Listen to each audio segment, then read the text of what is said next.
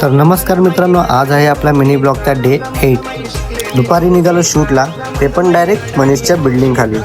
आता भेटत नाही म्हटलं का रोज तसंच वाटतं. आज शूट होतं मॉन्टी दादाकडे.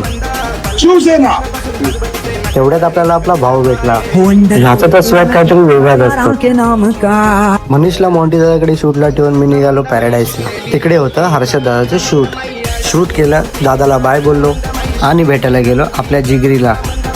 भेटूया परत चल. संध्याकाळ झाली. 2 स्मूदी पियालो आणि भजीपाव खाल्ला आणि निघालो तिसऱ्या शूटला. तिथे ड्रोन उडवायचा होता. 1 तास झाला जीपीएस ट्रॅक करत नव्हता. ड्रोन काय आमचा उडत नव्हता आणि फायनली ड्रोन उडाला. आणि माझे फॉलोअर्स बघा मला कुठून कुठून बघतात. 8 वाजता निघालो परत म्हात्रेवाडीत शूटला. 9 दिवस म्हात्रेवाडीत शूटला होतो, नाही तर हे पासेस वेस्ट गेले नसते.